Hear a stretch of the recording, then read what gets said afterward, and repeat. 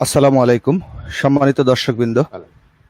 গ্রামে গঞ্জে শহরে কিংবা প্রবাসে যে যেখানে বসে আমাদের এই অনুষ্ঠান দেখছেন, আপনাদের সকলকে dhulsura.com এর পক্ষ থেকে জানাই অনেক অনেক প্রীতি, শুভেচ্ছা ও অভিনন্দন।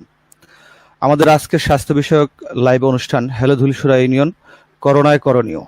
আজকের অনুষ্ঠানের সম্মানিত অতিথি হিসেবে উপস্থিত আছেন জনাব ডাক্তার এনামুল হক খান এবং ডাক্তার সালাউদ্দিন মিয়া। দুজনেই আমাদের গঙ্গারামপুর এবং আরেকজন নীলগ্রামের কৃতি সন্তান এবং ধুলসুরার গর্ব। আমার সঙ্গে সংযুক্ত হয়েছেন ডক্টর এনামুল হক খান। ডক্টর এনামুল হক খান, আপনাকে আমাদের জি। অনলাইন স্টুডিওতে শুভেচ্ছা। ডক্টর সালাউদ্দিন, আপনাকেও স্বাগত জানাচ্ছি। স্বাগত, ওয়েলকাম। আচ্ছা, আজকে আমাদের স্বাস্থ্য বিষয়ক লাইভ অনুষ্ঠানে হ্যালো ধুলসুরা ইউনিয়ন করোনায় করণীয় অনুষ্ঠানে সংযুক্ত হওয়ার জন্য আপনাদের দুজনকেই dhulsura.com এর পক্ষ থেকে অনেক অনেক শুভেচ্ছা এবং অভিনন্দন। সেই সাথে আমাদের সাথে যারা দর্শক যুক্ত হয়েছেন সকলকেই শুভেচ্ছা এবং অভিনন্দন জানাচ্ছি। আমি প্রথমেই যাব ডাক্তার এনামুল হক খান সজলের কাছে। ডাক্তার সজল, বৈশ্বিক মহামারী করোনা ভাইরাসের এই প্রাদুর্ভাবের সময়ে ভয়কে উপেক্ষা করে করোনার এই যুদ্ধে ফ্রন্টলাইন যোদ্ধা হিসেবে আপনারা কাজ করছেন, ফ্রন্টলাইন ফাইটার হিসেবে। তো এই হিসেবে আপনার অনুভূতি কি? আপনি যদি বলতেন আপনার অনুভূতিটা কি? থ্যাংক ইউ আমাকে এই dhulsura.com এ স্বাগত জানানোর জন্য। আমি একটু গর্ববোধ করতেছি যে আমি আমার আমার গ্রামের একটা প্রোগ্রামে আমি অ্যাটেন্ড করতে পারতেছি সেই জন্য।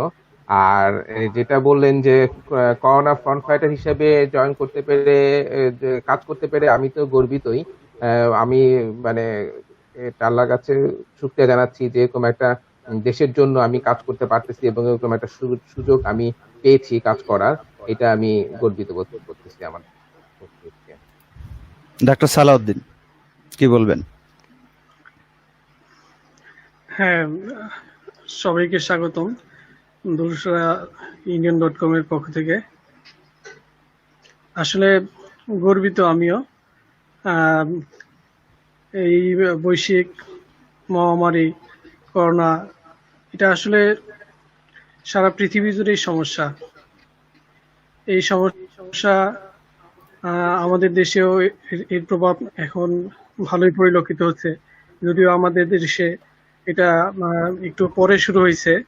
আর আমাদের গ্রামে গঞ্জে এখনো বিশেষ করে ধুলসুরা এটা এটা সম্বন্ধে আসলে কতটুক সচেতন আমরা। যাই হোক, আমি ডাক্তার হিসাবে এরকম এক মহামারীতে ফ্রন্টলাইনার হিসাবে নিজেকে যুক্ত করতে পারায় নিজেকে গর্বিত মনে করতেছি। Thank you. প্রথমেই আসবো ডাক্তার সজলের কাছে। ডাক্তার সজল, এই যে আমাদের বৈশ্বিক মহামারী করোনা ভাইরাস, এইটা নিয়ে তো মানুষের মধ্যে অনেক ভয়, অনেক আতঙ্ক কাজ করতেছে। আসলে আমরা তো আসলে বুঝি না যে আসলে করোনা ভাইরাসটা কি। আমাদেরকে একটু বলবেন যে আসলে করোনা ভাইরাসটা কি? আচ্ছা, থ্যাংক ইউ আমাকে কোশ্চেন করার জন্য। আচ্ছা, করোনা ভাইরাসটা এটা হচ্ছে আরএনএ ভাইরাস, আরএনএ গ্রুপের একটা ভাইরাস। এইটার মাধ্যমে এটা আমাদেরকে কোভিড-19 ডিজিজটা প্রডিউস করতেছে। কোভিড-19 বলতে তে হচ্ছিল করোনা, আর ভিতে হলো ভাইরাস, আর ডিতে হচ্ছিল ডিজিজ। আর 2019 এটা আসছে, সেই জন্য হচ্ছে বলা হচ্ছে কোভিড-19 নামে এটা পরিচিত। এবং এইটা তো আমাদের এটা খুবই মানে ইনফেকশাস একটা ডিজিজ। এই ডিজিজের মাধ্যমে আমাদের করোনা যে সিমটম গুলা প্রডিউস করতেছে, এবং এটা তো মানে এখানে বলা হচ্ছে যে এই করোনা ভাইরাসের 80 থেকে 90% পেশেন্ট শুধু সিমটম নিয়ে এবং মাইল্ড সিমটমই থাকবে এবং এভাবেই মোটামুটি সুস্থ হয়ে যাবে। আর 5% এর মতো পেশেন্টের মডারেট সিমটম প্রডিউস করে এবং এদের হসপিটাল অ্যাডমিশন হওয়ার দরকার আছে এবং হসপিটাল অ্যাডমিশন হয়ে এরা চিকিৎসা নিতে পারে। এবং 1 to 2% হসপিটাল থেকেই হসপিটাল অ্যাডমিশন অবস্থায় আইসিইউ সাপোর্ট লাগতে পারে। এবং এটা যাদের আইসিইউ সাপোর্ট লাগে তাদের জন্য ওই জিনিসটা খুবই সিরিয়াস বলতে হবে। সিভিয়ার কন্ডিশনে আইসিইউ সাপোর্ট লাগে, তখন লাংয়ের সমস্যা দেখা দেয়। ধন্যবাদ। ডাক্তার সালাউদ্দিন, আপনার জন্য আপনার হ্যাঁ, কাছে জানতে চাইবো, এই যে করোনা ভাইরাসটা আমরা জানলাম, ডক্টর এনামুল হক বললেন যে করোনা ভাইরাসটা আসলে কি। এই করোনা ভাইরাস নিয়ে গ্রামগঞ্জের মানুষ, শহরের মানুষ, মোটামুটি একটা বৈশ্বিক যে সমস্যা, এই সমস্যায় মানুষ যেভাবে আতঙ্কিত হচ্ছে, আতঙ্কিত না হয়ে আমরা কিভাবে সচেতনামূলক কার্যক্রম করতে পারি বা নিজেকে করোনা থেকে মুক্ত রাখতে পারি? হ্যাঁ, এটা আসলে আতঙ্কের বিষয়। সারা পৃথিবীর মানুষই আসলে আজকে আতঙ্কের ভিতরে। সবাই আসলে এটার জন্য সমাজ থেকে শুরু করে রাষ্ট্র, সবাই এটা মোকাবেলা করার জন্যই সবাই উঠে পড়ে লাগছে। আমাদের সরকার, আমাদের প্রশাসন সবাই এর জন্য মোকাবেলা করতেছে। আর এর জন্য ফ্রন্টলাইনার হিসাবে তো ডাক্তারদেরকে, আমরা যারা ডাক্তার আছি আমরা নেমেছি। এখন প্রয়োজন সচেতনতা যাতে আমাদের ভিতরে চলে আসে। এই সচেতনতাই সবচেয়ে জরুরি জিনিস। আর এগুলো মানতে হবে। প্রথম যে জিনিস, এটা যদি আমরা না মানি, না মানলে পরে আমরা বেশি আক্রান্ত হয়ে যাব। এই রোগের যে লক্ষণগুলো প্রকাশ পায়, এই লক্ষণগুলো সম্বন্ধে অনেক বিভিন্নভাবে মিডিয়াতে চলে আসতেছে, সবার কাছেই পৌঁছাইতেছে। এখন জরুরি হলো মানা। আমরা সবাই মোটামুটি বুঝি, এত অনেক দিন হয়ে গেছে। এই জন্য যে লক্ষণগুলোর কথা বলা হইতেছে, এই লক্ষণগুলো যাতে এরকম মানে যদি কোনো রকম বোঝা যায়, সাথে সাথে ব্যবস্থা নিতে হবে। তাহলে এটা ভয়ের কিছু না। আশা করি এর চিকিৎসা হইতেছে, যেহেতু আমাদের দেশের প্রেক্ষাপটে খুব কম মানুষই এরকম ভাবে সিভিয়ার কন্ডিশনে তথা ক্রিটিক্যাল কন্ডিশনে যাইতেছে। বেশিরভাগ মানুষই স্বাভাবিক সাইন সিমটম, স্বাভাবিক জ্বর, কাশি, সামান্য একটু শ্বাসকষ্ট, এগুলো নিয়ে প্রকাশ করতেছে। এর বেশি যাদের হইতেছে তাদের ক্ষেত্রে আহ, খুব কম, মানে 10% লোক একটু অক্সিজেনের ব্যবস্থা লাগে, কিন্তু ক্রিটিক্যাল কন্ডিশনে খুব কম যাইতেছে আমাদের দেশের মানুষ। এই জন্য সচেতনতাই সবচেয়ে বেশি জরুরি। হুম, ধন্যবাদ ডাক্তার এনামুল হক খান সজল। আপনার কাছে কোশ্চেন হচ্ছে, করোনার আসলে লক্ষণগুলো কি কি, কি কি লক্ষণ প্রকাশ পায় মেজর ভাবে? ধন্যবাদ। করোনার লক্ষণগুলো হচ্ছে নর্মাল সর্দি কাশি জ্বর, যেটা মানে নর্মাল ফ্লু যে লক্ষণগুলো দেখা আগে যখন করোনা ছিল না, তখন সিজনাল ফ্লু হইলে যে লক্ষণগুলো দেখা দিত, সেই লক্ষণগুলাই এই করোনা লক্ষণগুলা এখনো সেই একই লক্ষণই প্রায় দেখা যাচ্ছে। যেমন সর্দি, কাশি, জ্বর, গলা ব্যথা, তারপরে একটু বডি এক, উইকনেস, দুর্বলতা লাগে, এবং মাঝে মাঝে কখনো কারো কারো একটু শ্বাসকষ্ট হয়। এইগুলাই হচ্ছে করোনার লক্ষণ। তো এইটার জন্য ভয় পেলে হবে না, এটা তেমন ভয়ের কিছু ব্যাপার না। শুধু এই লক্ষণগুলা দেখা দিলেই মনে করে নিতে হবে যে মোটামুটি করোনা হওয়ার সম্ভাবনা বেশি, কারণ যেহেতু এখন আমাদের এখানে করোনার প্রাদুর্ভাব চলতেছে। তো সেই ক্ষেত্রে এই লক্ষণগুলা প্রডিউস করার সঙ্গে সঙ্গে বুঝতে হবে যে করোনা হওয়ার সম্ভাবনাই আছে। Thank you. করোনার যে লক্ষণগুলা প্রকাশ পায়, এই সবগুলা লক্ষণ কি একই সাথে প্রকাশ পায় নাকি ভিন্ন ভিন্ন ভাবে বা আস্তে আস্তে প্রকাশ পাবে? না, সবগুলো লক্ষণ একই সাথে প্রকাশ পায় না, ভিন্ন ভিন্ন ভাবে আস্তে আস্তে প্রকাশ পায়। যেমন কারো সর্দি কাশি জ্বর আছে কিন্তু শ্বাসকষ্ট নাই, এরকম হতে পারে। কারো দেখা যাচ্ছে সর্দি কাশি জ্বর কিন্তু হঠাৎ করে দেখা যাচ্ছে শ্বাসকষ্ট দেখা দিচ্ছে। কারো লুজ পাতলা পায়খানা হচ্ছে, এরকম হতে পারে। আবার কারো দেখা যাচ্ছে যে বডি গুলো যে তার করোনা পজিটিভ হচ্ছে। তো কোনো লক্ষণ ছাড়াও করোনা পজিটিভ হতে পারে। দেখা যাচ্ছে কোনো লক্ষণ নাই, এসিমটোমেটিক পেশেন্ট, যে কোনো লক্ষণ নাই, কিছু ইয়া করছে, কিন্তু করোনা টেস্ট করে দেখা যাচ্ছে যে তার করোনা পজিটিভ হচ্ছে। এখন আমাদের দেশে এরকম বেশি দেখা যাচ্ছে, অনেকেই দেখা যাচ্ছে যে কোনো সিমটম ছাড়াও টেস্ট করলে দেখা যাচ্ছে করোনা পজিটিভ। তবে বেশিরভাগই হচ্ছে লক্ষণগুলা শ্বাসকষ্ট, সর্দি, কাশি, জ্বর, এটা হলো অ্যাভারেজ সবারই দেখা যাচ্ছে যে শ্বাসকষ্ট, সর্দি, কাশি, জ্বর, গলা ব্যথা, মাথা ব্যথা, নাক দিয়ে গন্ধ শুনতে পায় না, নাকের স্মেলটা নষ্ট হয়ে যায়, স্মেলে চেঞ্জ হয়ে যায়, এইগুলা হচ্ছে করোনার লক্ষণ। ধন্যবাদ। ডাক্তার সালাউদ্দিন, আপনার কাছে কোশ্চেন হচ্ছে, এই করোনায় যে আমরা বড়রা এই সমস্ত লক্ষণগুলো আমাদের মাঝে প্রকাশ পায়, শিশুদের ক্ষেত্রে আমরা কি লক্ষণ দেখা দিতে পারে বা শিশুদের ক্ষেত্রে আমরা কি সাবধানতা অবলম্বন করব? হ্যাঁ, ধন্যবাদ আপনাকে। শিশুদের ক্ষেত্রে একটু বড়দের থেকে আলাদা। শিশুদের ভিতরে যেহেতু ওই কাশি দেওয়ার প্রবণতাটা কম, যেসব বাচ্চাদের যাদের বয়স অনেক কম, তারা কাশি দিতে পারে না। সেক্ষেত্রে কাশি থাকবে না, জ্বর থাকবে, সর্দি, নাক দিয়ে পানি পড়তে পারে, আর শ্বাসকষ্টটা বোঝা যাবে। শ্বাসকষ্ট বোঝা গেলে সেই ক্ষেত্রে খেয়াল রাখতে হবে শ্বাসকষ্ট আগের যেরকম ভাবে শ্বাস প্রশ্বাস নিত ওই শ্বাস প্রশ্বাস বাড়তেছে কিনা, অথবা এরকম ভাবে শরীরের টেম্পারেচার মানে তাপমাত্রা এটা বেশি বেড়ে যাচ্ছে কিনা অথবা কমে যাচ্ছে কিনা, এইগুলা খেয়াল রাখতে হবে। আর শ্বাসের গতি অনেক সময় এমন বেড়ে যায় যে এটা ওই বুকের খাঁচা নেমে যায়, হ্যাঁ, এরকম গলার ওই দিক দিয়ে ডেবে যায়।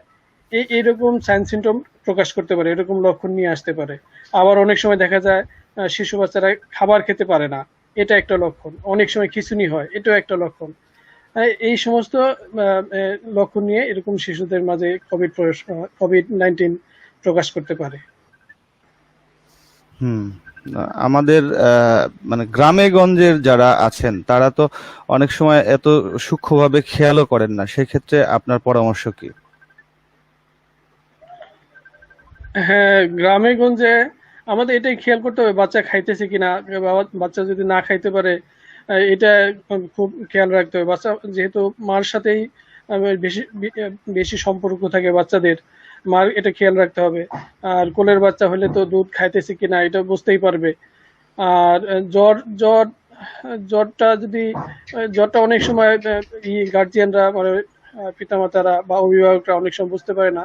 তারপরে একটু সচেতনতার জন্য এটা একটা থার্মোমিটার বাসায় রাখতে পারে। থার্মোমিটারটা বাসায় রাখলে পরে অনেক সময় জ্বরটা কোন পর্যায়ে আছে বুঝতে পারবে। জ্বরটা যদি দেখা যায় যে 99 উপরে বেড়ে গেছে, 100 উপরে বেড়ে গেছে, তখন বুঝতে হবে এটা জ্বর। 99 সামথিং থাকলে পরে এটা জ্বর না, কিন্তু 100 বেশি থাকলে এটা জ্বর মনে করতে হবে। সেই ক্ষেত্রে এটা বুঝতে হবে যে জ্বর আসছে, এটা ব্যবস্থা নিতে হবে। এরপরে শ্বাসকাশি এটাও বোঝা যায় বাচ্চাদের ক্ষেত্রে, অনেক সময় এটা মোটামুটি বোঝা যায় যে শ্বাসটা বেড়ে যাচ্ছে, বুকের খাঁচা জেমে যাচ্ছে অথবা খিঁচুনি হচ্ছে। এইগুলা যদি প্রকাশ পায় তাহলে তো বোঝাই গেল। আর যেগুলো অ্যাসিমপ্টোমেটিক, যেসব যারা এরকম ভাবে লক্ষণ প্রকাশ করে না, তাদের ক্ষেত্রে তো এরকম আসলে ওইরকম কিছু বোঝা যাবে না। আর যে লক্ষণ যদি প্রকাশ না করে ওইটা চিকিৎসাও দরকার হবে না সেই ক্ষেত্রে। হুম। তো গ্রামের যারা আছেন বেশিরভাগ ক্ষেত্রে গ্রামের অনেক ক্ষেত্রে আমাকে প্রশ্ন করতেছেন মেসেঞ্জারের মাধ্যমে যে তাদের লক্ষণ প্রকাশ পাচ্ছে না, কিন্তু এমনি সাধারণ ঠান্ডা লাগলেও অনেকে মনে করেন যে তার কি করোনা হইলো কিনা বা কি আসে বিষয় এই সম্পর্কে। করোনা উপসর্গের সাথে আর সাধারণ ঠান্ডা হ্যাঁ, জ্বরের সাথে কি কোনো ডিফারেন্স আছে কিনা? এটা প্রায় একই রকম। এটা একই রকম বলতে হবে। এটা বলে influenza like illness, flu flu symptom, যেটা আগে আমার সহকর্মী বললেন। এই জন্য এই এই, গ্রামগঞ্জে এই লক্ষণ যদি দেখা না দেয়, এমনি হইতে পারে ফ্লু লাইক সিমটম, এটা হইতে পারে। আচ্ছা, আমি প্রশ্নটা একটু আবার একটু প্রশ্নটা করেন তো ওটা। প্রশ্নটা হচ্ছে যে সাধারণ যে লক্ষণ, সাধারণ সর্দি জ্বর বা ঠান্ডা কাশির যে জ্বর, এই লক্ষণের সাথে করোনার লক্ষণগুলোর সাথে আলাদা কোনো পার্থক্য আছে কি? ডিফারেন্সটা, হ্যাঁ হ্যাঁ ডিফারেন্সটা কি? হ্যাঁ হ্যাঁ আচ্ছা, ডিফারেন্স মোটামুটি এভাবে তেমন নাই, যেহেতু এটা একটা ভাইরাস রোগ। ভাইরাসের মতো প্রেজেন্টেশনটা, লক্ষণগুলো মোটামুটি ভাইরাসের মতোই। এই জন্য প্রথম চিকিৎসা নিতে হবে আমাদের, যে নর্মাল যে চিকিৎসা আমরা দিয়ে থাকি ডাক্তারদের কাছে, এটাই বলতে হবে। এরপরে সাথে সাথে আমরা একটা পরীক্ষা করাই নিতে হবে আমাদের, কারণ মোটামুটি ভাইরাসের যে সিমটমগুলো, লক্ষণগুলো এটা একই রকম। সেই ক্ষেত্রে নর্মাল চিকিৎসা দেওয়ার সাথে সাথে এটার যে একটা পরীক্ষা করতে হবে, ওই কোভিডের এই পরীক্ষাটা করতে হবে। আর তাছাড়া স্বাভাবিকভাবে ওই চিকিৎসা নিতে হবে। আচ্ছা আচ্ছা সাধারণ সর্দি জ্বরের চিকিৎসাটাই নিতে হবে। আচ্ছা, এবার আমার আরেকটা কোশ্চেন হচ্ছে, thank you doctor Salauddin. Doctor সজলের কাছে আরেকটা প্রশ্ন। আমরা যে এই আমাদের যে দৈনন্দিন জিনিসপত্র আমরা ব্যবহার করছি, এইটা একজন একটা কোশ্চেন করেছে যে আমাদের ব্যবহৃত জিনিসের উপরে করোনা ভাইরাস বা কোন জিনিসের উপরে করোনা ভাইরাস কতক্ষণ স্টে করে বা তার কতক্ষণ এটার লংজিভিটি থাকে? আচ্ছা, এইটা আসলে ভ্যারি করে বিভিন্ন জিনিসের উপরে লংজিভিটি এক একটা দিন বা একটা টাইম ইয়ে করে। যেমন আমাদের যেটা আমরা কাপড় চোপড় যেটা পরি বা আমাদের বডির সারফেস এইটার উপরে করোনা ভাইরাস থাকে 5 দিনের মতো। তারপরে যেমন ধরেন প্লাস্টিকের জিনিসপত্র, যেমন প্লাস্টিকের থালা, বাসন, গ্লাস, প্লেট, প্লাস্টিকের বোতল, এগুলোর উপরে করোনা ভাইরাস বেঁচে থাকতে পারে 3 থেকে 7 দিন। তারপরে যেমন ধরেন স্টেনলেস স্টিল, যেমন হচ্ছে দরজার লক, তারপরে হ্যান্ডেল, তারপরে হচ্ছে স্টেনলেস স্টিলের তৈরি বিভিন্ন থালা বাসন হয়, প্লেট, এগুলোর উপরে থাকতে পারে 3 থেকে 7 দিনের মতো। এইটা হচ্ছিল তারপরে যেমন কাঠের তৈরি জিনিসের উপরে 2 দিন করোনা ভাইরাস স্টে করতে পারে।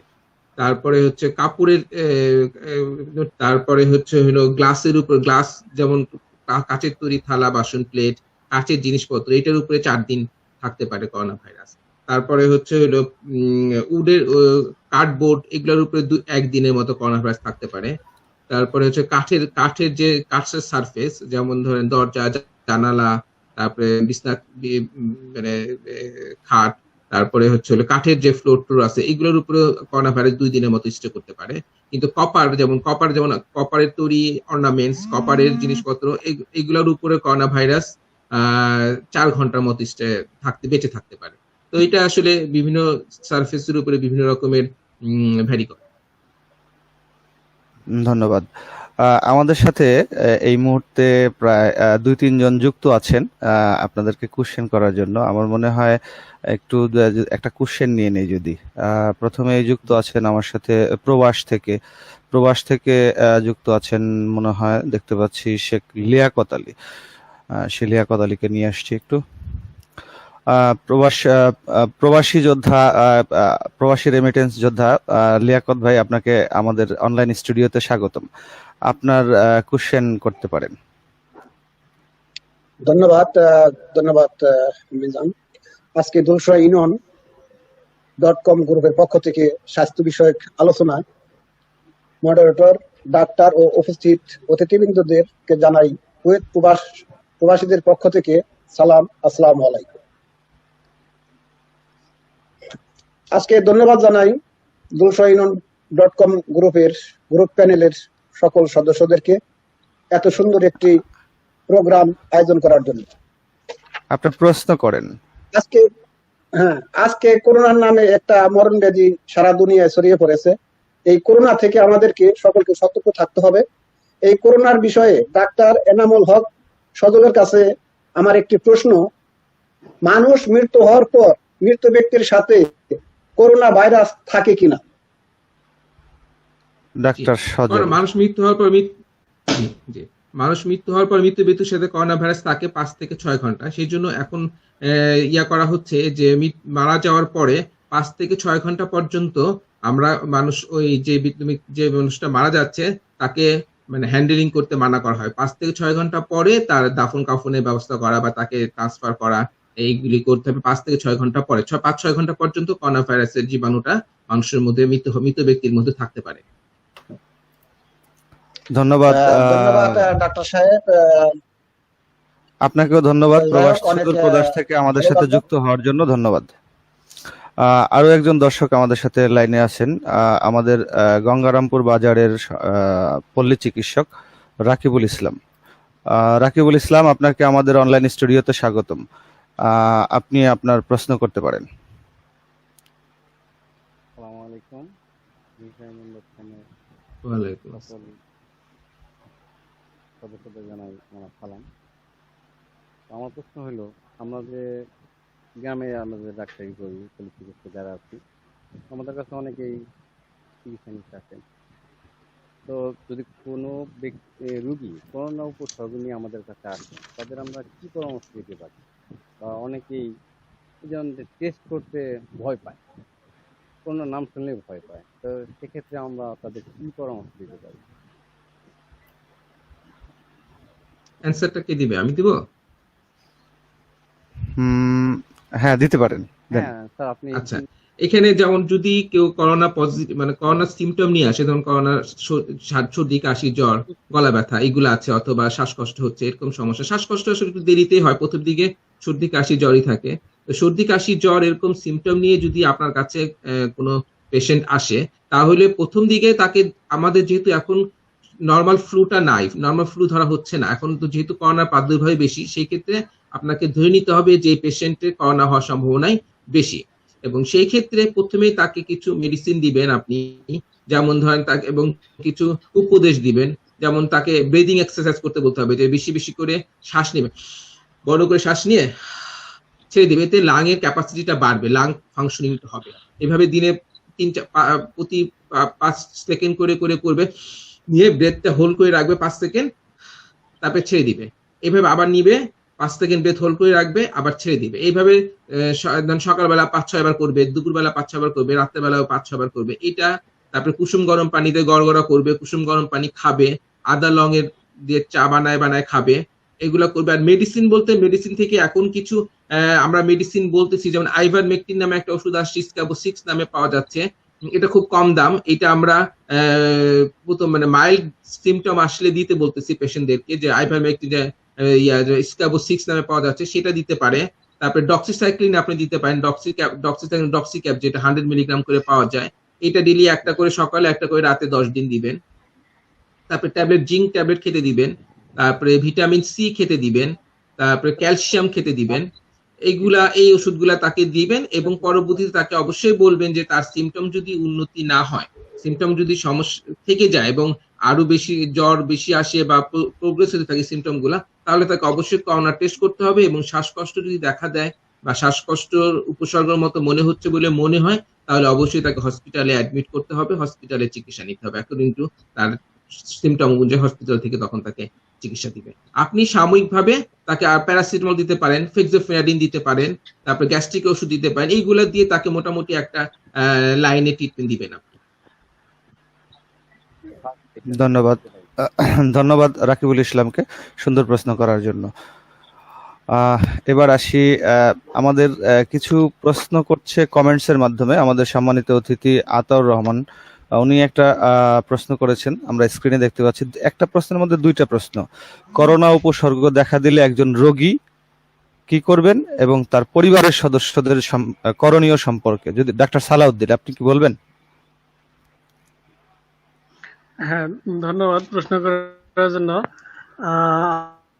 আমার চাচাকে করোনা উপসর্গ দেখা দিলে একজন রোগী যদি উপসর্গ দেখা দেয়, তাকে তো অবশ্যই হসপিটালে শরণাপন্ন হওয়া জরুরি।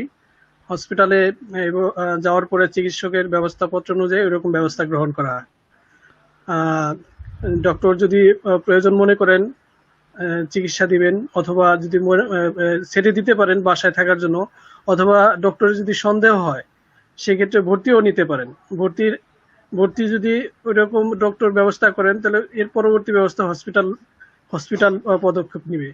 আর বাকি তার পরিবারের সদস্যদের জন্য তারা পরিবারের সদস্যদের জন্য অপেক্ষা করতে হবে যে আসলে তার করোনা হইল কিনা। যদি হয়ে থাকে তার পরিবারের সবাইকে এই টেস্টটা করা জরুরি, এবং সবাই এরকম ভাবে একজন আরেকজন থেকে একটু আইসোলেশন বা কোয়ারেন্টাইন যেটা বলে, ওই রকম যদি পজিটিভ হয় সেক্ষেত্রে এই ব্যবস্থাগুলো নিতে হবে। ধন্যবাদ।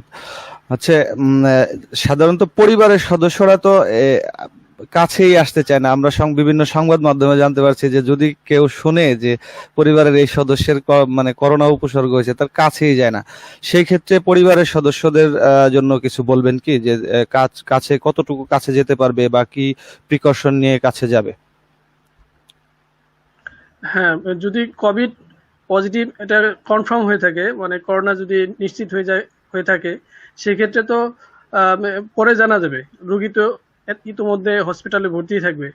আর যদি রোগী ঘরের ভিতরেই থাকে, যদি জানা না থাকে যে করোনা হয়েছে কিনা বা মোটামুটি সাসপেক্টেড, সেই ক্ষেত্রে দূরত্ব মেনটেন করতে হবে, যেটা আমরা বলি 1 থেকে 2 মিটার দূরত্ব মেনটেন করতে হবে।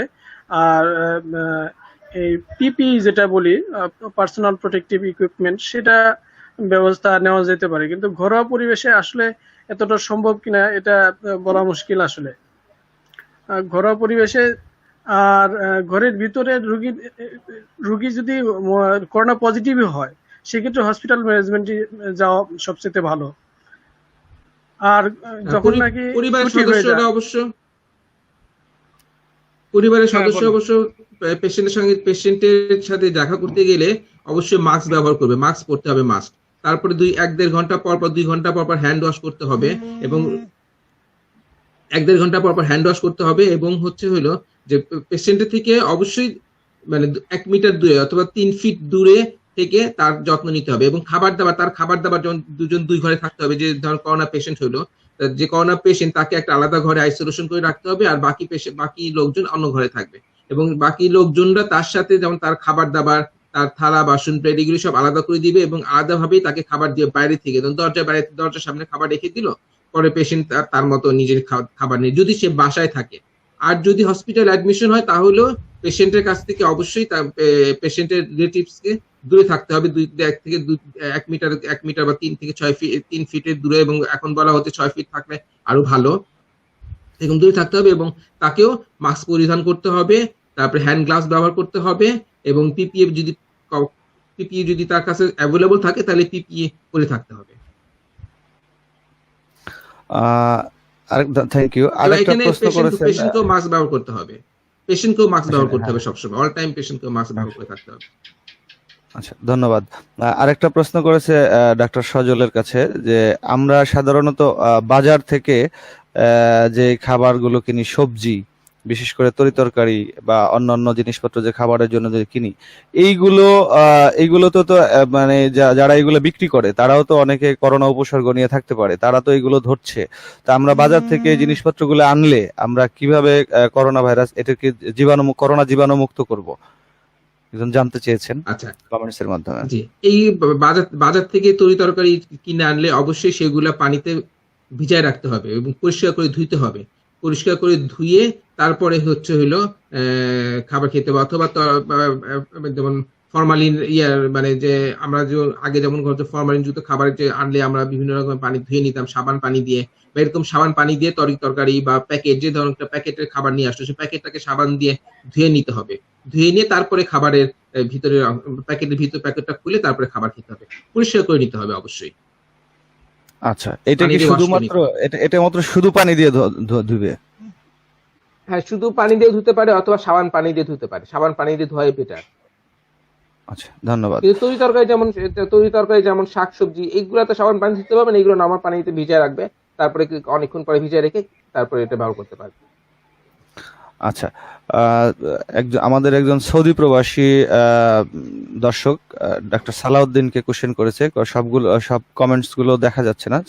সালাউদ্দিনকে কোশ্চেন করেছে যে করোনা উপসর্গ তো এখন বোঝা যাচ্ছে না, উপসর্গ ছাড়া যে রোগীগুলো আমাদের সাথে মিশে চলাফেরা করছে, সেই ক্ষেত্রে তার কাছ থেকে আমরা কি প্রিকশন নিব, এবং সেই বা কি করবে যে করোনা উপসর্গ বুঝতেছে না?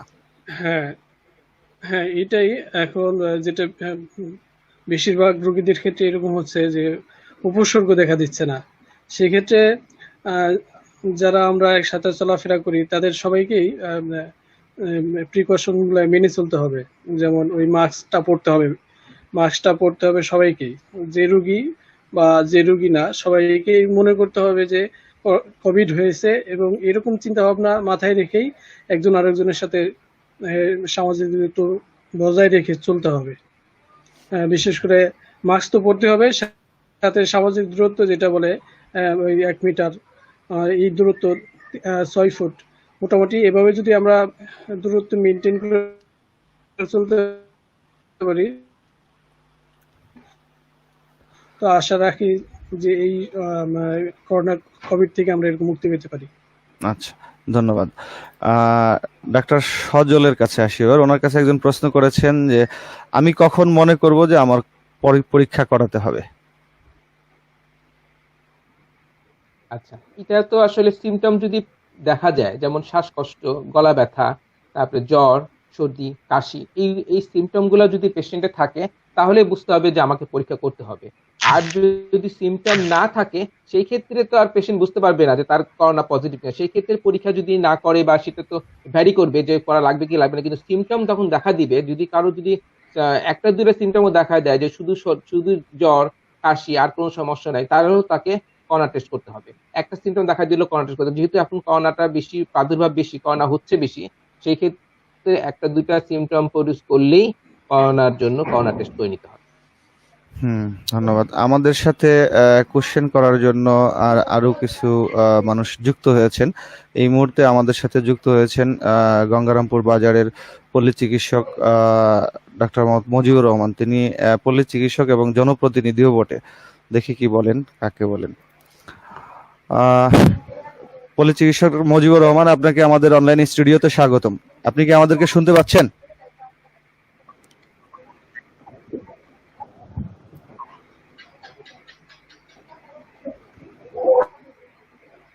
আসসালামু ওয়ালাইকুম আসসালাম। জি জি জি ওয়ালাইকুম আসসালাম। আসসালামু আলাইকুম। ওয়ালাইকুম হ্যাঁ, আসসালাম। ওয়ালাইকুম আসসালাম। আমার একটা প্রশ্ন হলাম, ওয়ালাইকুম আসসালাম। আমার একটা প্রশ্ন, গ্রামের সাধারণ মানুষের মধ্যে করোনার কোনো লক্ষণ দেখা দিলে আমরা পল্লী চিকিৎসক হিসাবে কি করতে পারি? আচ্ছা, ধন্যবাদ। ইতিমধ্যে ডাক্তার এনামুল হক খান আপনি বলেছেন, তারপরেও যেহেতু প্রশ্ন করেছেন আরেকবার যদি বলতেন। আচ্ছা, এই ক্ষেত্রে আমাদের যেটা প্রথমেই পেশেন্টকে মানে করোনার লক্ষণ দেখা দিলেই তো করোনা পজিটিভ কিনা এটা তো কনফার্ম না। যতক্ষণ পর্যন্ত না কনফার্ম হচ্ছে ততক্ষণ পর্যন্ত পেশেন্টের সিমটোমেটিক চিকিৎসা দিতে হবে। যেমন তার সর্দি কাশি জ্বর গলা ব্যথা আছে, তাকে সেই ক্ষেত্রে তাকে একটা অ্যান্টিবায়োটিক দিতে হবে, অ্যাজিথ্রোমাইসিন দেওয়া যেতে পারে, ডক্সিসাইক্লিন দেওয়া যেতে পারে, একটা অ্যান্টিবায়োটিক দিবেন।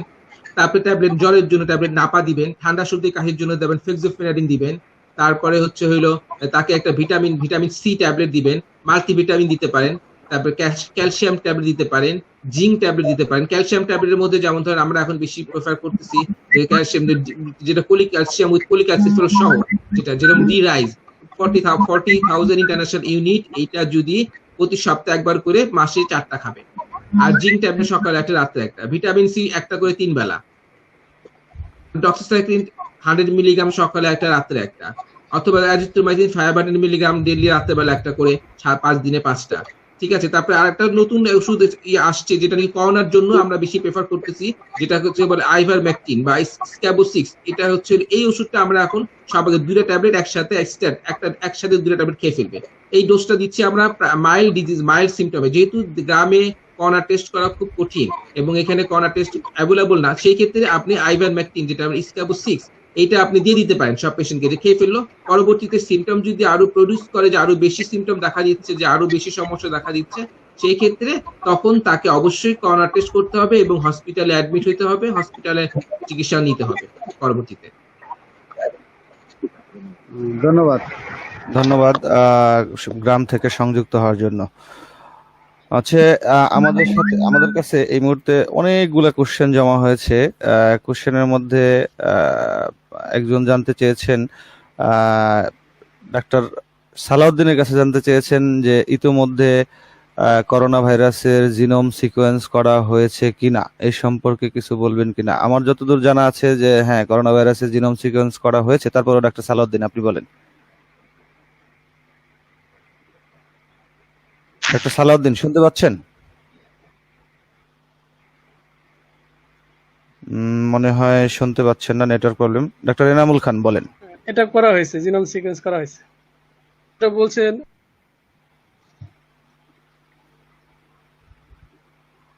হ্যালো ডাক্তার হ্যাঁ, সালাউদ্দিন, শুনতে পাচ্ছি। হ্যাঁ শোনা বলেন, যাচ্ছে? জিনোম সিকোয়েন্স সম্পর্কে হ্যালো? বলেন। হ্যাঁ শোনা যাচ্ছে, বলেন। হ্যাঁ, হ্যাঁ, জিনোম সিকোয়েন্স তো অবশ্যই করা হয়েছে, কিন্তু আমাদের এটার হ্যাঁ, হ্যাঁ, শোনা যাচ্ছে? হ্যাঁ শোনা যাচ্ছে, বলেন। শোনা যাচ্ছে? হ্যাঁ জি শোনা যাচ্ছে, বলেন। হ্যাঁ, জিনোম সিকোয়েন্স করা হয়েছে, জিনোম সিকোয়েন্স করা হয়েছে। বাকি এটার জন্য যে ইফেক্টিভ ভ্যাকসিন, এটা তৈরি এখনো আমাদের এখনো এটা সম্ভব হয় নাই। জিনোম আচ্ছা। সিকোয়েন্স করা হয়েছে, কিন্তু ভ্যাকসিন যে তৈরি করার কথা, ভ্যাকসিন যে তৈরির জন্য ব্যবস্থা নিতে সারা বিশ্ব জুড়েই ইফেক্টিভ ভ্যাকসিন, ওইটা এখনো ওরকম ইফেক্টিভ ভ্যাকসিন এখন তৈরি হয়নি। ধন্যবাদ। আমাদের সাথে আরো কয়েকজন যুক্ত হয়েছেন প্রশ্ন করার জন্য। এই মুহূর্তে আমাদের সাথে যুক্ত হয়েছেন ধুলসুরা ইউনিয়ন পরিবার পরিকল্পনার যিনি ইন্সপেক্টর আব্দুল কাইয়ুম। তার কোশ্চেনটা অবশ্য ডক্টর এনামুল হক খানের কাছে। এনামুল হক খান, দুঃখিত, এনামুল হক খান এই মুহূর্তে আমাদের কাছ থেকে লাইনচ্যুত হয়ে গেছেন। আশা করতেছি অল্প কিছুক্ষণের মধ্যেই আবার লাইনে চলে আসবেন। তো আমরা এই এই এই এই সুযোগে ডক্টর সালাউদ্দিন, আপনাকে আরো কিছু কোশ্চেন করার আছে আমাদের। সেই কোশ্চেনটা হচ্ছে, করোনা ভাইরাসের যে আতঙ্ক, এই আতঙ্ক গ্রামে গঞ্জে সব জায়গায় সারা বিশ্বে। তো আপনি তো ধুলসুরা ইউনিয়নের সন্তান, ধুলসুরা বিশেষ করে আমরা আপনাকে নিয়ে খুব প্রাউড ফিল করছি। তো ধুলসুরা ইউনিয়নের সাধারণ জনগণকে আপনি কি বলবেন এই করোনা ভাইরাস থেকে কিভাবে তারা বাঁচবে, বা আপনার পরামর্শ কি?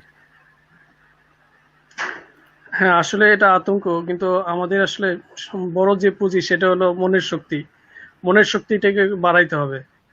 বিশেষ করে আল্লাহর উপর ভরসা, বিশ্বাস, এটা নিয়ে আসতে হবে। পাঁচ ওয়াক্ত নামাজ আমরা তো সবাই আসলে মসজিদে যাইতে পারি না, বা এটা যাওয়া এখন সেফও না। সেক্ষেত্রে বাসায় এরকম ভাবে যদি আমরা নামাজ পড়ি, আল্লাহর কাছে দোয়া করি যে আল্লাহ আমাদেরকে এই রোগ থেকে আমাদেরকে হেফাজত করেন, এটা আমার মনে হয় বেশি ইফেক্টিভ হবে। আর এটা আসলে কার আসতেছে আমরা এটা বুঝতেছি না। অনেক সময় দেখা যায় লক্ষণ প্রকাশ পাইতেছে, আবার অনেক সময় লক্ষণ প্রকাশ পাইতেছে না। এই জন্য সবচেয়ে জরুরি জিনিস সেটা আল্লাহর কাছে এরকম আফসাই নেওয়া, বেশি বেশি নামাজ কালাম পড়া, আল্লাহর কাছে দোয়া করা যে এই রোগ থেকে যাতে আল্লাহ আমাদেরকে হেফাজত করেন। কারণ দেখা যাচ্ছে অনেক এরকম প্রিকশন নিয়ে ফেলছে, মানে অনেক সতর্কতা অবলম্বন করছে, তারপরেও এরকম দেখা যাচ্ছে যে তার করোনা পজিটিভ হয়ে যেতেছে, এরকম খুব খারাপ হয়ে যেতেছে। আবার দেখা যাচ্ছে করোনা হচ্ছে কিন্তু কারো কিছু হচ্ছে না। তো আমার পক্ষ থেকে ধূসর ইউনিভার্সিটিদের এটাই বলার যে এটা নিয়ে আতঙ্কের কিছু নাই, আতঙ্কিত হওয়ার কিছু না, বরং সচেতনতাই যথেষ্ট। এবং এর জন্য যে করণীয়গুলা, লক্ষণগুলো প্রকাশ পেলে এর জন্য ব্যবস্থা নেওয়া। আর এরকম ভাবে, আর যদি লক্ষণ না প্রকাশ পায় সেক্ষেত্রে ভয়ের কিছু নাই, লক্ষণ না প্রকাশ পেলে ভয়ের কিছু নাই। আর সামাজিক দূরত্বটা মেনটেন করে চলা খুব জরুরি। আমাদের গ্রামগঞ্জে দেখা যাচ্ছে আমরা এটা আসলে, এটা করোনা ভাইরাস এটা কি জিনিস আমার মনে হয় না সবাই আমরা বুঝি। আর যে কারণে আমরা আজকে বাজারে হয়তো যাইতেছি, আড্ডা দিতেছি, সবকিছু করতেছি, কিন্তু মাস্ক ব্যবহার করতেছি না। আমার যেটা মনে হয়, আমি যদিও গ্রামেই রয়েছি, আমি ঘরের ভিতরেই আছি, আমিও এখনো আসলে কোনো বাজারে যাইনি, মসজিদেও আমি নামাজ পড়তে যাইনি।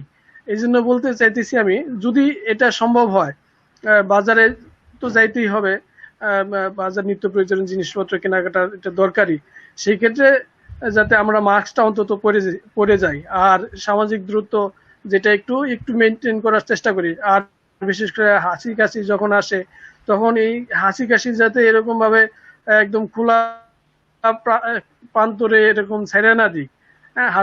হাতের কোনোই যে ওইখানে যদি গুজা নিতে পারি, অথবা টিস্যু, রুমাল এটা কাছে রাখতে পারি, এগুলা যদি হাসি কাশি আসে সেই ক্ষেত্রে যাতে এগুলার ভিতরেই ওই ময়লাগুলা চলে যায়, ময়লাগুলা যাতে এরকম বাইরে না যায়। এই ব্যবস্থাগুলো নিলে পরে আশা করি যে এটার থেকে, এই করোনা ভাইরাস থেকে আমরা মুক্তি পেতে পারি। আমাদের সাথে ডক্টর এনামুল হক খান কারিগরি ত্রুটির কারণে বিচ্ছিন্ন হয়েছিলেন। ওনার প্রশ্ন করার জন্য অপেক্ষা করছেন ধুলসুরা ইউনিয়ন পরিবার পরিকল্পনার ইন্সপেক্টর আব্দুল কাইয়ুম। আপনি আসছেন? আব্দুল কাইয়ুম, আপনাকে আমাদের অনলাইন স্টুডিওতে স্বাগতম। আপনার কোশ্চেন আপনি করতে পারেন। আসসালামু আলাইকুম। ওয়ালাইকুম আসসালাম। হ্যাঁ, আমার প্রশ্নটি হলো, ওয়ালাইকুম আসসালাম। একজন লোক কিভাবে সহজে বুঝতে পারবে তার কোভিড-19 হয়েছে, এবং হাসপাতালে ভর্তি না হয়েও কি বাড়িতে থেকে কোভিড-19 থেকে সুস্থ হতে পারে কিনা? ডক্টর এনামুল হক। একজন লোক আসলে বুঝতে পারবে যে কিভাবে করোনা হয়েছে, সেটা ওই যে সর্দি, কাশি, জ্বর, করোনার যে সিমটম গুলা, এই সিমটম গুলা যদি থাকে তাহলেই সে বুঝতে পারবে যে তার করোনা হইতে পারে, এবং সেই ক্ষেত্রে তাকে করোনা টেস্ট করে কনফার্ম হইতে হবে। করোনা টেস্ট কনফার্ম করে, টেস্ট কনফার্ম না করা পর্যন্ত তো আসলে সে কনফার্ম হইতে পারবে না যে তার করোনা পজিটিভ। ঠিক আছে, কিন্তু সর্দি কাশি জ্বর হ্যাঁ। যদি সিম্পল সর্দি কাশি জ্বর যদি থাকে, তাহলে সে এইটার জন্য কিছু ওষুধ আছে যেগুলো উনি খেতে পারে, বাড়িতে বসে খেতে পারে, বাড়িতে বসে খেয়ে উনি ওয়েট করতে পারে যে উনার এই সমস্যাগুলো আরো বাড়ে কিনা, এবং যদি না বাড়ে তাহলে উনি বাড়িতে চিকিৎসা নিতে পারে। বাড়িতে চিকিৎসা নিতে পারে, কারণ আমরা আমাদের হাসপাতালেও যখন মাইল্ড সিমটম নিয়ে করোনা পেশেন্ট আসতেছে তাদেরকে আমরা কিন্তু হাসপাতালে ভর্তি করছি না, তাদেরকে আমরা কিছু চিকিৎসা দিয়ে দিচ্ছি, ওষুধপত্র দিয়ে দিচ্ছি, সেই ওষুধপত্র ওরা ওভাবে বাসায় গিয়ে খাবে, এবং বলে দেওয়া হচ্ছে যে সমস্যা বেশি গুরুতর হলে, শ্বাসকষ্ট দেখা দিলে, তারপরে হচ্ছে হলো যদি বেশি অতিরিক্ত জ্বর বেড়ে যায়, টেম্পারেচার মানে 102-3 ডিগ্রি হয়ে যায়, তারপর শ্বাসকষ্ট দেখা দেয়, অক্সিজেন স্যাচুরেশন, পালস অক্সিমিটার বাসায় রাখতে পারে কিনে, দেখে অক্সিজেন স্যাচুরেশন দেখতে পারে, অক্সিজেন স্যাচুরেশন যদি 80-র নিচে নেমে যায়, 90 থেকে 80 থেকে 90-র মধ্যে ঘরে থাকে, তাহলে বলতে হবে যে তার হাসপাতালে অ্যাডমিশন নিতে হবে এবং অক্সিজেন লাগবে, অক্সিজেন সাপোর্ট লাগবে, সেই পেশেন্ট হাসপাতালে ভর্তি করে অক্সিজেন সাপোর্ট দিতে হবে। আর যদি স্যাচুরেশন 90-র উপরে, 93, 4, 95, 6 থাকে এবং তেমন কোনো সাইন সিমটম প্রডিউস না করে, সেই ক্ষেত্রে সে বাসায় চিকিৎসা নিতে পারে। কিন্তু বাসায় চিকিৎসা নিলেও তাকে বাসায় আইসোলেশন থাকতে হবে, আইসোলেটে থাকতে হবে, একটা নির্দিষ্ট ঘরে ইন্ডিভিজুয়ালি একা থাকতে হবে, এবং এবং ওনার পরিবারের লোকজন ওনার সাথে মিশবে না, আসবে না, কাছে আসবে না বলতে আমি বলতে চাচ্ছি যে ওনার সাথে যেন কন্টামিনেশন না হয়, সেই হিসাবে। কাছে আসবে না বলতে আবার মানবিক দিক থেকে যে হ্যাঁ অমানবিক হয়ে যাবে সেটা না, তাকে কাছে আসতে হবে, তার খাবার দাবার সবকিছু তাকে ব্যবস্থা করে দিতে হবে, কিন্তু যাতে ওনার কন্টাক্টে না আসে বাইরে থেকে। হ্যাঁ, বুঝতে এবং উনি পারছি। যদি পারে সম্ভব হইলে উনি আলাদা বাথরুম ব্যবহার করবে, কারণ এখন মনে করা হচ্ছে অনেক সময় যে বাথরুমের মাধ্যমে করোনা ছড়াইতে পারে, সেই জন্য বলা হচ্ছে যে আলাদা অ্যাটাচ বাথরুম আলা রুমে, যে করোনা ভাইরাসের পজিটিভের যে লোক রুগী আসবে, যে সে বাসায় চিকিৎসা নেয়, তাহলে ওরকম রুমে সে থাকবে। গ্রামে তো আর স্যার, অ্যাটাচ বাথরুম এরকম আলাদা নাই, সেক্ষেত্রে কি করবে? সেক্ষেত্রে উনি আলাদা বাথরুম, গ্রামে আসলে আরেকটা সুবিধা হচ্ছে যে গ্রামে তো এখন কিন্তু অ্যাটাচ বাথরুম না থাকলেও গ্রামে এখন স্যানিটাইজেশন অনেক উন্নতি হয়েছে, অনেক বেটার হয়েছে, তো সেই ক্ষেত্রে উনি আলাদা বাথরুম ব্যবহার করবে, মানে অ্যাটাচ বাথরুম না থাকলে যে উনি একটা আলাদা বাথরুম ব্যবহার করবে আর অন্য লোক আলাদা বাথরুম ব্যবহার করবে, দুজন সবাই মিলে একই বাথরুম ব্যবহার করবে না। ধন্যবাদ। হচ্ছে আব্দুল কাইয়ুম, আপনি আর কিছু বলবেন? স্যার আমি বলতে চাইছিলাম হলো এমন কোন লক্ষণ আছে যে এটা মানে সহজে বুঝতে হবে তার কোভিড-19 সে আক্রান্ত, মানে সর্দি কাশি জ্বর এগুলো তো আসলে সিম্পল আসলে এটার সাথে আরেকটা লক্ষণ হচ্ছে যে তার নাক স্মেল, গন্ধ চলে যাবে, মানে শ্বাস বলবে যে আমি কোনো টেস্ট পাচ্ছি না, স্মেল পাচ্ছি না, এটা একটা খুব মানে সিগনিফিকেন্ট ইয়া হচ্ছে করোনা রোগী, কারণ নরমাল সর্দি কাশি জ্বরে নাকের স্মেলটা চলে যায় না, কিন্তু করোনার পেশেন্টের স্মেল চলে যায় না, বলবে বেশিরভাগ করোনা পেশেন্টের স্মেল থাকে না, তো এই স্মেল যদি চলে যায়, যে যদি বলে যে আমি কোনো গন্ধ পাচ্ছি না, আমার গন্ধ নষ্ট হয়ে গেছে, তাহলে বুঝতে হবে যে তার করোনা পজিটিভ হওয়ার সম্ভাবনা অনেক বেশি। আব্দুল কাইয়ুম, আপনার অ্যান্সার পেয়েছেন? জি জি স্যার। আপনি আরো কোনো কোশ্চেন করবেন? আপনি না, তো একজন স্বাস্থ্যকর্মী, আপনি আমাদের ইউনিয়নেরই স্বাস্থ্যকর্মী, আপনার কাছ জি থেকে স্যার। আমাদের এলাকার জনগণ সরাসরি সেবা ভোগ করবে। আমাদের আজকের হ্যাঁ। সম্মানিত অতিথি যারা আছেন তাদের মাঝে মধ্যে হয়তো পাবেন, বা পাবেন কিনা, বা অনলাইনে পাবেন, কিন্তু আপনি তো সরাসরি এলাকার মানুষের সাথে জড়িত। আপনি জি স্যার। আপনার এই বিষয়টা খুব ভালো অভিজ্ঞতা থাকা দরকার। আপনার আরো কিছু জানার থাকলে জি স্যার। প্রশ্ন করতে পারেন। উম, ঠিক আছে, আসলে থ্যাংক ইউ। হ্যাঁ, আর Thank ওরকম you, আসলে আব্দুল। স্যার কোনো প্রশ্ন নেই আর কি জানার জন্য, যেটা আর কি Thank জানা you. ছিল স্যারকে প্রশ্ন করেছি, তাদের অনেক সুন্দরভাবে উত্তর দিলেন। থ্যাংক ইউ আব্দুল কাইয়ুম, গ্রাম থেকে সংযুক্ত হওয়ার জন্য। ডাক্তার সালাউদ্দিনের কাছে আরো একজন একটা কমেন্টস এর মাধ্যমে জানতে চেয়েছেন, আমাদের চিনেন আপনি সালাউদ্দিন আতাউর আঙ্কেল, একজন করোনা রোগী অন্যদের থেকে কি কি ধরনের মানবিক আচরণ আশা করে? ডাক্তার সালাউদ্দিন আপনার কাছে স্পেসিফিক জিজ্ঞেস করেছে।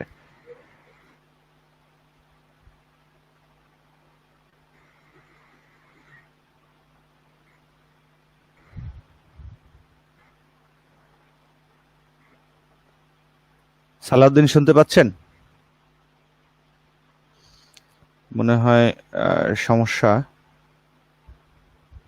কারিগরি সমস্যার কারণে, দুঃখিত। আচ্ছা, আমরা এই প্রশ্নটায় পরে আসছি। আরেকটা প্রশ্ন করেছে ডাক্তার এনামুল খানের কাছে। প্রশ্নটা হচ্ছে, করোনা ভাইরাসের লক্ষণ দেখা দেওয়ার পর যদি কেউ চিকিৎসা নিয়ে আইসোলেশনে থাকার পরে সুস্থ ফিল করে, তারপরেও কতদিন কোয়ারেন্টাইনে থাকতে হবে তাকে? 2 সপ্তাহ কোয়ারেন্টাইনে থাকতেই হবে, কারণ করোনার এই ইয়াগুলা মানে 10 থেকে 5 থেকে 6 দিন পরে, তো 5 দিন পরে আসলে করোনা পজিটিভ আসে, এবং লক্ষণ দেখা দেওয়ার পরে সুস্থ ফিল হ্যালো, করলেও তাকে 2 I mean line. Yes, you are in line. WHO guideline থেকে বলা হচ্ছে যে 14। Hello, line. হ্যাঁ হ্যাঁ, লাইন ঠিক আছে। আচ্ছা। সালাউদ্দিন শুনতে পাচ্ছেন? হ্যাঁ হ্যাঁ, আমি শুনতে পাচ্ছি। আঙ্কেল যেটা আমার কাছ থেকে জানতে চাচ্ছেন, আসলে মানবিক দিকটা কেমন হওয়া জরুরি একজন করোনা রোগীর প্রতি। আসলে আমরা তো আতঙ্কের ভিতরে, ঘরের ভিতরে একজন করোনা রোগী থাকলে আমাদের ভিতরে ভয় চেপে বসে। বাবা মা, সাধারণত স্বামী স্ত্রীর ভিতরে, বাবা ছেলের ভিতরে, বা মা ছেলের ভিতরে, যাই হোক পারিবারিক আমরা যে সম্পর্কের ভিতরে আবদ্ধ আছি, সবাই আসলে আতঙ্কের ভিতরে যে যে করোনা হয়ে গেছে, এখন তার সাথে কিরকম সম্পর্কটা রাখা জরুরি। এটা আসলে মানবিক দিক থেকে উদার হওয়া খুবই জরুরি, যে তার সাথে ভালো ব্যবহার করা। করোনা রোগী আমাদের দেশের প্রেক্ষাপটে তো খুব বেশি খারাপ হচ্ছে না, তার সাথে এরকম ভাবে নম্র আচরণ করা, ভালো ব্যবহার করা, এটা খুবই জরুরি। হ্যাঁ, খুব তুচ্ছতা ছিল না করা, তার থেকে ভয়ে দূরে না থাকা, এটা খুব ভালো আচরণ হবে বলে মনে করতেছি না। করোনা হয়ে গেছে যে তার কাছে গেলে মনে হয় আমাকে করোনা পেয়ে বসবে, আমি মরে যাব, এটা হইতে পারে। যেহেতু করোনা একটা শ্বাসের রোগের মতোই, তার যে কোনো সংস্পর্শ আসলে পরেই করোনা পজিটিভ হওয়ার সম্ভাবনা বেড়ে যায়। কিন্তু নিরাপদ দূরত্ব রেখে এরকম ভাবে ভালো ব্যবহার করা আমাদের জরুরি। নিরাপদ দূরত্ব, মাস্ক পরতে হবে, পিপিই পরতে হবে। ঘরের ভিতরে যদি হয় সেক্ষেত্রে যদি পসিবল হয় একটা পিপিই কিনে নেওয়া, তারপরে এরকম ভাবে এরপরে এরকম দূরত্ব মেনটেন করে তার সাথে ভালো ব্যবহার করা। ধন্যবাদ। আরেকজন প্রশ্ন করেছেন ডাক্তার এনামুল খান সাহেবের কাছে, যে প্রশ্নটা হচ্ছে, আমরা যারা গ্রামে থাকি, গ্রামে তো আসলে ওইরকম উপসর্গ দেখা দিলে সেই বিশেষ করে আমাদের প্রত্যন্ত অঞ্চল, মানিকগঞ্জ জেলার প্রত্যন্ত অঞ্চল, আমাদের যে ধুলসুরা ইউনিয়ন, সেখান থেকে কারো উপসর্গ এরকম মনে হইলেও তার টেস্ট করানো খুবই কঠিন কাজ। সেক্ষেত্রে তার জন্য আপনার পরামর্শ কি? উপসর্গ যদি মাইল্ড উপসর্গ থাকে, সেই ক্ষেত্রে সে বাড়িতে বসে আমি যে চিকিৎসার কথা বলছি সেরকম চিকিৎসা নিতে পারে, নিয়ে ওয়েট করে দেখতে পারে যে তার উন্নতি হচ্ছে, কিন্তু তাকে আইসোলেশন থাকতে হবে। জাস্ট অল্প মাইল্ড উপসর্গ, সর্দি কাশি জ্বর এরকম কিছু দেখা দিলেই মনে করে নিতে হবে যে এখন তার করোনা পজিটিভ, এবং সেই ক্ষেত্রে তাকে অবশ্যই আইসোলেশনে চলে যেতে হবে। আইসোলেশনে গিয়ে একদম ইন্ডিভিজুয়ালি থাকতে হবে, এবং কিছু চিকিৎসা আছে যেগুলো আমি আগে বলছি, সেই রকম কিছু চিকিৎসা নিতে পারে, নিয়ে ওয়েট করবে। যদি সিমটম ভালো হয়ে যায় তাহলে তো বুঝতে হবে যে করোনা থেকে সে মুক্তি পাইল। আর যদি সিমটম ভালো না হয়, আরো বেশি বাড়তে থাকে, তাহলে অবশ্যই কষ্ট করে হইলেও তাকে করোনা টেস্ট করতে হবে, করোনা টেস্ট করে করোনার চিকিৎসায় নিতে হবে। কারণ টেস্ট করা ছাড়া তো আসলে এটা পজিটিভ হওয়ার কোনো বোঝা যাবে না। এমন কোনো নির্দিষ্ট লক্ষণ নাই যে লক্ষণ দেখা দিলেই যে বুঝতে হবে যে করোনা তার কনফার্ম পজিটিভ। কনফার্মেটিভ পজিটিভ কোনো লক্ষণ নাই। কনফার্মেটরি পজিটিভ হইতে গেলে অবশ্যই তাকে করোনা টেস্ট করে কনফার্ম হতে হবে। এবং সেটা কষ্ট করে হইলেও আপনাকে মানিকগঞ্জ সদরে হয়তো বা মনে পরীক্ষা হয়, সদর হাসপাতালে ওখানে গিয়ে এই পরীক্ষা করে নিতে হবে। ধন্যবাদ। এই আর একটু সাথে আমি আর একটু জিজ্ঞেস করি, যে এর সাথে ইয়াটা হচ্ছে যে কয়দিনের মধ্যে উপসর্গ দেখা দেওয়ার কয়দিনের মধ্যে টেস্ট করলে আসলে পজিটিভ আসবে বা নেগেটিভ আসবে, এর মধ্যে কোনো বাইন্ডিং আছে? বলা হচ্ছে 3 থেকে 5 দিন। 3 থেকে 5 দিনের মধ্যে করোনা উপসর্গ দেখা দেওয়া 3 থেকে 5 দিনের মধ্যে টেস্ট করলে পজিটিভ চলে আসবে। আচ্ছা, ধন্যবাদ। আমাদের সাথে আরো একজন প্রবাসী যুক্ত হয়েছেন প্রশ্ন করার জন্য, আব্দুল হান্নান, সম্ভবত মধ্যপ্রাচ্য থেকে যুক্ত হয়েছেন। মধ্যপ্রাচ্য থেকে আব্দুল হান্নান, আপনাকে সৌদি আরব থেকে আব্দুল হান্নান, আপনাকে আমাদের অনলাইন স্টুডিওতে স্বাগতম। আপনি আপনার প্রশ্ন করতে পারেন। আসসালামু আলাইকুম। ওয়ালাইকুম আসসালাম। সবাই ভালোই আছেন ইনশাআল্লাহ। এই ক্রান্তিকালে। আমার প্রশ্ন হলো, আমরা তো মধ্যপ্রাচ্যে আছি, এখানে আমাদের বাইরে বেশি যাইতে হয় কাজের তাগিদে, অনেক লোকজন থাকে। সেক্ষেত্রে আমরা তো মোটামুটি মাস্ক এবং হ্যান্ড গ্লাভস পরে বাইরে যাই। আসার পরে আমরা কি জামা কাপড় গুলো লগে লগে কি ধুয়ে ফেলবো, নাকি বাইরে শুকিয়ে কিছুক্ষণ পরে বা 1 ঘন্টা 1.5 ঘন্টা রাখার পরে আবার কি ওটা ইউজ করতে পারবো কিনা? সুন্দর কোশ্চেন। না, আর এটা এইটার সঙ্গে সঙ্গে বাড়ি থেকে আসার পরে, কারণ বলা হচ্ছে যে কাপড় চুপড়ে জামা কাপড়ে কিন্তু 5 দিন পর্যন্ত করোনা ভাইরাস অ্যাক্টিভ থাকতে পারে। কারণ 5 দিন পর্যন্ত করোনা ভাইরাস অ্যাক্টিভ থাকলে আপনি কতক্ষণ শুকাবেন? সেই জন্য বলা হচ্ছে যে আসার সঙ্গে সঙ্গে আপনি সমস্ত কাপড় চুপড় ডিটারজেন্টে ভিজাই দিবেন এবং আপনি গোসল করে ফেলবেন। পুরো ওয়াশ করে ভালো মতো সাবান দিয়ে গোসল করে ফেলবেন এবং কাপড় চুপড় ডিটারজেন্টে ভিজায় রাখবেন মিনিমাম 20 থেকে 25 মিনিট। 20 থেকে 25 মিনিট, 30 মিনিটের মতো, আধা ঘন্টা, ম্যাক্সিমাম আধা ঘন্টা ভিজায় রাখার পরে তারপরে কাপড় চোপড় ধুয়ে দিবেন। থ্যাংক ইউ আমার প্রশ্নের উত্তর দেওয়ার জন্য। তো না, সবাই এই ভালো সাথে থাকেন। আমি আর একটু বলি, থ্যাংক ইউ আপনাকে আব্দুল হান্নান, আপনি সুদূর প্রবাস থেকে আমাদের সাথে যুক্ত হওয়ার জন্য। এই সাথে আমি আর একটু যুক্ত করে দেই, যে এই জামা কাপড় যে আমরা ভিজায় রাখলে কতক্ষণ ভিজায় রাখবে? 10 মিনিট, 15 মিনিট বা আধা ঘন্টা? আধা ঘন্টা 20 থেকে 25 মিনিট 20 থেকে 25 কমপক্ষে। মিনিট। কমপক্ষে। আচ্ছা, আর একটা প্রশ্ন করেছেন ডাক্তার সালাউদ্দিনের কাছে। প্রশ্নটা হচ্ছে, সালাউদ্দিন ভাই, শিশুদের তো স্বাভাবিক ঠান্ডা জ্বর আমাশা হয়ে থাকে, সেক্ষেত্রে মানে করণীয় কি? প্রশ্ন যদি একবার করা হয়েছে, তারপর আবার করছে, আবার একটু বলেন। হ্যাঁ, ওই স্বাভাবিক ঠান্ডা জ্বরের চিকিৎসাটা নিতে হবে। ঠান্ডার জন্য ব্যবস্থা, ঠান্ডা তো নাক দিয়ে পানি পড়ে, সেক্ষেত্রে নেজাল ড্রপ পাওয়া যায় জ্বরের জন্য নাপা। আর যদি অনেক ছোট বাচ্চা হয়, সেক্ষেত্রে যদি কোলের বাচ্চা হয় বিশেষ করে, মায়ের দুধই যথেষ্ট, অন্য কোনো কিছু দরকার হবে না। বাকি একটু বয়স হইলে পরে সেক্ষেত্রে পানি শূন্যতা যাতে না হয় খেয়াল রাখতে হবে। পানি শূন্যতা বোঝার উপায় হলো, যখন নাকি পানি খাওয়ার আগ্রহটা বেড়ে যায়, তখন বুঝতে হবে যে তার শরীরে পানি শূন্যতা এরকম হয়ে গেছে। সেই ক্ষেত্রে ব্যবস্থা নিতে হবে, স্যালাইন খাওয়াইতে হবে বেশি পরিমাণে। অথবা যদি এমন অবস্থা হয়ে যায়, খুব দুর্বল হয়ে যায়, সেক্ষেত্রে হসপিটালে নিয়ে ইনজেকশন, স্যালাইন দেওয়ার ব্যবস্থা করতে হবে। ধন্যবাদ।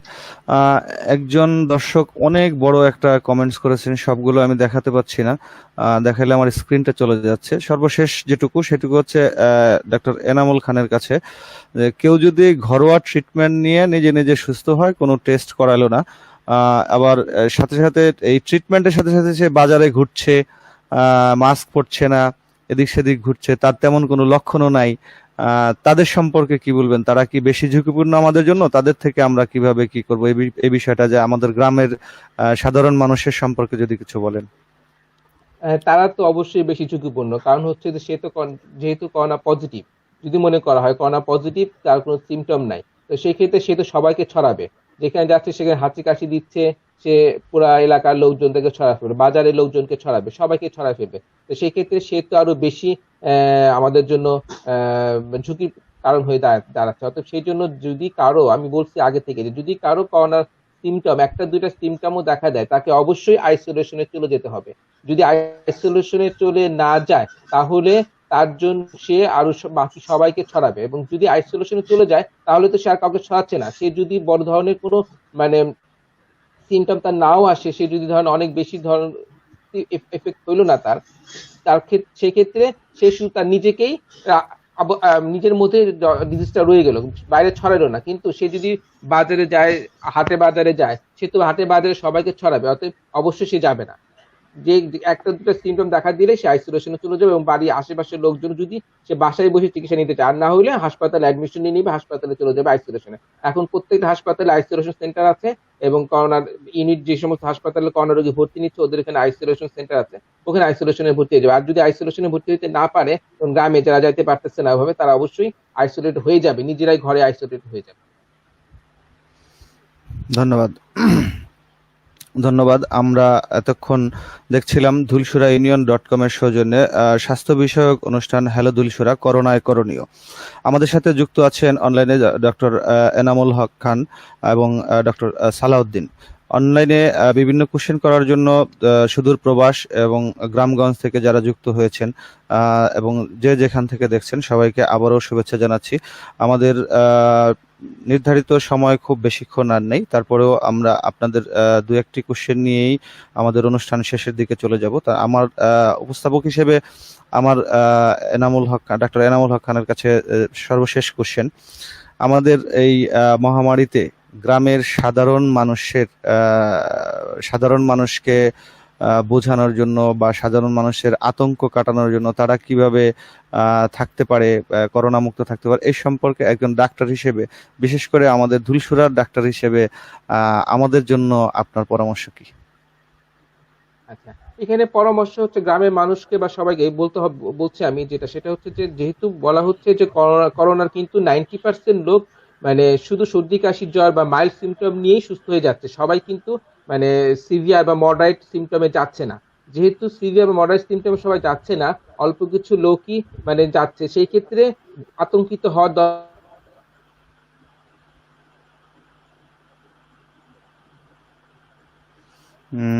মনে হয় কারিগরি ত্রুটির কারণে লাইনটা ভালো শুনতে পাচ্ছি না।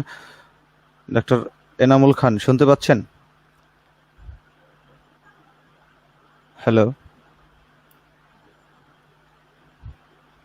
ডাক্তার এনামুল খান শুনতে পাচ্ছেন?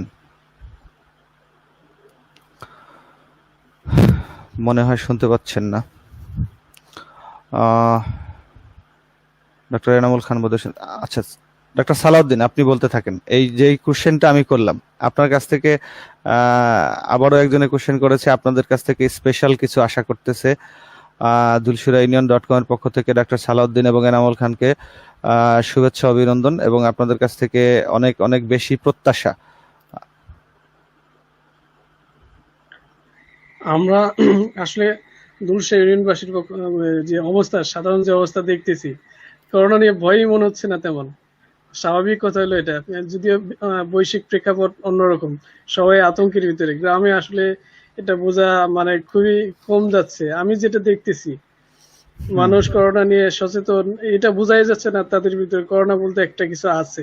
তারা দিব্যি এরকম স্বাভাবিক জীবনযাপন করতেছে আগে যেরকম ভাবে ছিলেন। কিছু শিক্ষিত মানুষ যারা এরকম ভাবে একটু পড়াশোনা করেন, বিশেষ করে নেট চালান বা খবর পত্রিকা দেখেন, নেটের মাধ্যমে দেখেন, তাদের ভিতরে হয়তো একটু, অথবা যারা একটু মিডিয়ার সামনে বসেন, টিভির সামনে দেখেন যে এত এত লোক আক্রান্ত হচ্ছে, এত এত লোক মারা যাচ্ছে, তাদের ভিতরে হয়তো একটু দাগ কাটতেছে। কিন্তু বেশিরভাগ মানুষের ক্ষেত্রেই আমার মনে হচ্ছে যে তারা সচেতন না, তারা বুঝতেছিনি না এটা যে আসলে মরণ ব্যাধি, মানে ঘাতক ব্যাধি, এটা তারা মনেই করেছেন না। তবে আমাদের গ্রামবাসীদের জন্য এটা একটু সচেতন হওয়া খুবই জরুরি। বিশেষ করে নামাজ মসজিদে যায় নামাজ পড়াটা, এটা একটা রিস্ক। তারপরেও সামাজিক দূরত্ব মেনটেন করে যদি পড়া সম্ভব হয়, এটা করা যেতে পারে। আর বাজারের ব্যাপারটা, এটাও আসলে এরকম একটু সতর্ক হইতে হবে সবাইকে, মোটামুটি ভাবে একটু মাস্ক পরতে হবে। এটা আসলে কয়েকজন পরে খুব মানে আমার আসলে, যদিও আমি বাজারে যাই নাই এটা বলতে পারবো না, তো সবার জরুরি মাস্কটা পরে যাওয়া। আর যদি পারা যায় এরকম ভাবে হ্যান্ড গ্লাভসটা পরে যাওয়া। হ্যান্ড গ্লাভস তো আমাদের এখানে কেউ পড়তেই পারবে না আমাদের ধুলসুরা ইউনিভার্সিটির পক্ষ থেকে, যদি খুব শিক্ষিত না হয় বা এরকম ভাবে জানা পড়া না থাকে যে গ্লাভস কিভাবে পড়তে হয়। এই জন্য মাস্কটা পড়তে হবে। Hello, I am in line? Yes, you are in line. এই মাস্কটা পড়তে হবে সবাইকে। হ্যাঁ, সবাইকে মাস্কটা পড়তে হবে। আমি যেটা আমার ধুলসা ইউনিয়নবাসীদের বলতে চাই, সেটা আমাদের সবাইকে মাস্ক পড়তে হবে। সবাই যাতে আমরা মাস্কটা পরি আর সামাজিক দূরত্বটা মেনটেন করি, তাহলে আমরা এরকম ভাবে এটার প্রাদুর্ভাব থেকে, এটার যে খারাপ দিক, এটার দিকে আমরা একটু মুক্তি পেতে পারি। ধন্যবাদ। ডাক্তার এনামুল খান, আপনি যে কথায় ছিলাম আমরা, শুনতে পাচ্ছেন? হ্যাঁ, শুনতে পাচ্ছি। আমরা কোন কথা ছিলাম যেন আমি ঠিক। হ্যাঁ, মানে আমরা যে কথায় ছিলাম সেটা হচ্ছে, হ্যাঁ, আমরা তো অনুষ্ঠানের শেষ পর্যায়ে চলে আসছি। আমরা জানতে চাচ্ছি ধুলসুরা ইউনিয়নের জনগণের জন্য আপনার এই বৈশ্বিক মহামারীতে, এই পরিস্থিতিতে এলাকার সন্তান হিসেবে এলাকার সাধারণ জনগণের জন্য আপনার পরামর্শ কি?